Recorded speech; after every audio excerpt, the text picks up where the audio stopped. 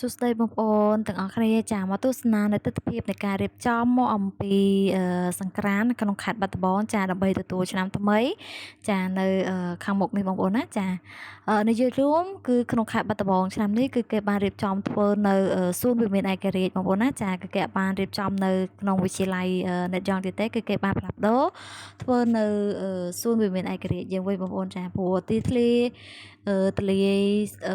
ស្រួលដើរអីចឹងណាបងប្អូនចាហើយបាននិយាយពីការតុបតែងរបស់រដ្ឋាភិបាលនៃខេត្តបាត់ដំបងគឺគាត់បានរៀបចំស្អាតមែនទេបងប្អូនចាមិនថានៅក្នុងសួនវាមានឯករាជ្យហ្នឹងទេបងប្អូនចាតាមដងផ្លូវគឺគាត់បានរៀបចំតុបតែងភ្លើងលម្អអីចឹងណាបងប្អូនចានិយាយរួមគឺតាក់ភ្នែកសាហាវណាបងប្អូនអើយចាព្រោះខ្ញុំដើរនេះគឺឃើញបងប្អូនប្រជាពលរដ្ឋដែលគាត់មកលេងនៅទស្សនាហ្នឹងគឺគាត់ថតរូបចាគាត់មានភាពសប្បាយរីករាយចឹងណាបងប្អូនចាមិនត្រឹមតាមកដើរលេង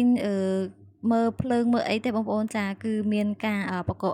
លេងល្បែងប្រជាប្រិយទៀតប៉ុន្តែខ្ញុំបានថតជូនបងប្អូនទស្សនាបងប្អូនចាជាពិសេសនេះបងប្អូនអ្នកកន្លែងភ្លើងនេះបងប្អូនចាគឺសម្បូរបងប្អូនគាត់ទៅថតរូបនៅកន្លែងហ្នឹងមែនទេបងប្អូនចានិយាយរួមគឺអូស្អាតប្លែកភ្នែកសាហាវណាបងប្អូនអើយចាចូលទៅដូចឋានសួគ៌ចឹងកន្លែងភ្លើងហ្នឹងបងប្អូនចាគឺភ្លឺចង្ចាច់មែនទេបងប្អូនចា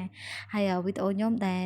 បង្ហាញជូននៃទស្សនវិជ្ជានៃការរៀបចំសង្ក្រាន្តនៅក្នុងខេត្តបាត់ដំបងគឺមានតែប៉ុណ្្នឹងទេបងប្អូនណាអរគុណចំពោះការតាមទស្សនានៅវីដេអូរបស់ខ្ញុំអរគុណសូមជម្រាបលា